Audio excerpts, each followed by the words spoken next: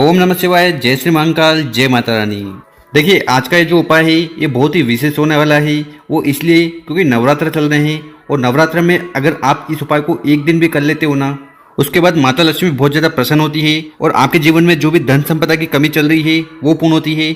इसके साथ आपकी कोई ऐसी विशेष कामना है वो पूर्ण होगी और जीवन में चल रही कैसी भी समस्या है ना वो खत्म होगी। तो इस उपाय को करने के लिए आपको 11 चावल के दाने लेने हैं, एक बेलपत्र लेना है और विशेष तरीके से आपको उपाय कर लेना है।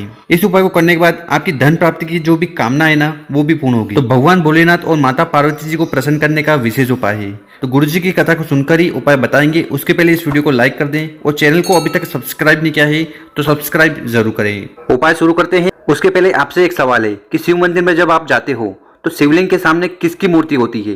पार्वती माता जी की, गणेश जी की या नंदी महाराज की? तो आंसर आप नीचे कमेंट में लिखकर जरूर बताएं।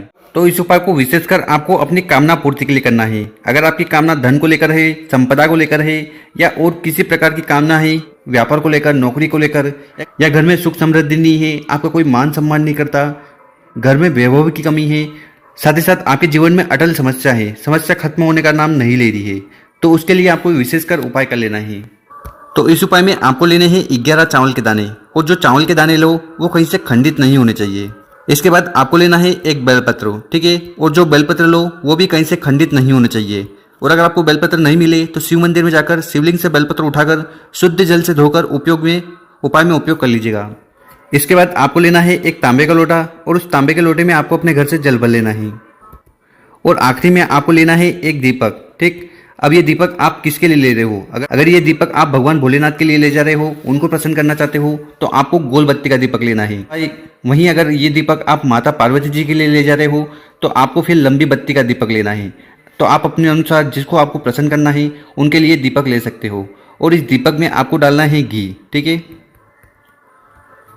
उसके बाद इन सामग्री को लेकर आपको पहुंच जाना है शिव मंदिर। कब जाना है? देखिए, ये जो उपाय है ये सुबह शाम आप कब भी कर सकते हो। और शिव मंदिर में जाकर सबसे पहले आपको दक्षिण दिशा में बैठ जाना है और आपका जो चेहरा होगा वो उत्तर दिशा की तरफ होना चाहिए। इतना कर लिया। इसके बाद आपके पास जो एक दीपक है, ठीक है, अब वो लंबी बत्ती का भी हो सकता है, गोल बत्ती का भी हो सकता है। तो जो सा भी दीपक आपके पास है उसको आपको प्रज्वलित कर देना है। और प्रज्वलित करते समय आपको अपनी जो कामना है, समस्या है, वहाँ पर आपको कह देनी है। इसके बाद क्या करना है? आपके पास जो 11 चावल के दाने हैं, ठीक है, तो इन 11 चावल के दाने को एक एक कर आपको इस जल के पात्र में डालना है। और प्रत्येक दाने को डालते समय आपको ओम नमः शिवाय या श्री शिवाय नमस्तुभ्यम का स्मरण करना है। तो 11 दाने हैं, 11 बार आपको जल के लोटे में डालना है। इसके बाद क्या करना कि आपके पास जो एक बेलपत्र है उस बेलपत्र को उठाना है और आपको अपने सीधे वाले हाथ में रख लेना है, ठीक है। इसकी जो डंडी होगी आपकी तरफ, पत्ती शिवलिंग की तरफ। तो इस प्रकार से आपको सबसे पहले बेलपत्र हाथ में रख लेना है। और इसके बाद आपके पास जो जल का लोटा है उसको उठाना है और उस बेलपत्र के ऊपर रख देना है। तो इस प्रकार से आपको जल का लोटा और बेलपत्र रख लेना है। और इन दोनों सामग्री को हाथ में रखते हुए आपकी जो भी विशेष कामना है, इच्छा है, तो वो आपको महादेव जी से, साथ ही साथ पार्वती माता जी से कह देना है। इसके बाद क्या करना है कि सबसे पहले वो जो जल का लोटा है उसको उठाना है। उस जल के लोटे को शिवलिंग के ऊपर समर्पित कर देना है। ओम नमः शिवाय श्री शिवाय नमस्तुभ्यम का स्मरण करते हुए। और शिवलिंग पर जब भी जल चढ़ाएं उसकी धारा बहुत ही स्लो होनी चाहिए। जल को समर्पित कर दिया। इसके बाद आपके पास जो बेलपत्र है उसको उठाना है और उसको आपको समर्पित करना है माता अशोक सुंदरी वाली जगह पर, ठीक है। तो दोनों जलाधारी के बीच में जो मोटी सलाइन है यही माता अशोक सुंदरी वाली जगह है। तो यहाँ पर आपको बेलपत्र समर्पित कर देना है। इसकी डंडी जलाधारी की तरफ, बड़ी पत्ती शिवलिंग की तरफ होगी। तो इस प्रकार से आपको ये विशेष उपाय कर लेना है। पहले जल को समर्पित करना है और फिर बेलपत्र को माता अशोक सुंदरी वाली जगह पर समर्पित कर देना है।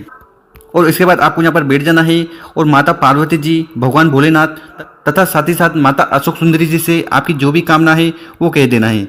अब वो कामना धन को लेकर हो सकती है, व्यापार में वृद्धि को लेकर हो सकती है, जीवन में सुख समृद्धि को लेकर हो सकती है, या आपकी नौकरी नहीं लग रही है, ठीक, तो नौकरी को लेकर भी हो सकती है, या आपके जीवन में कई दिनों से समस्या आ रही है और वो समस्या खत्म होने का नाम नहीं ले रही है, तो उसके लिए भी आपको विशेषकर उपाय कर लेना है। नवरात्रा में किसी भी दिन अगर इस उपाय को विशेष तरीके से कर लेते हैं ना तो आपकी सारी समस्या, सारी कामना पूर्ण होने लगेगी। तो विशेष तरीके से उपाय आपको कर लेना है। ओम नमः शिवाय।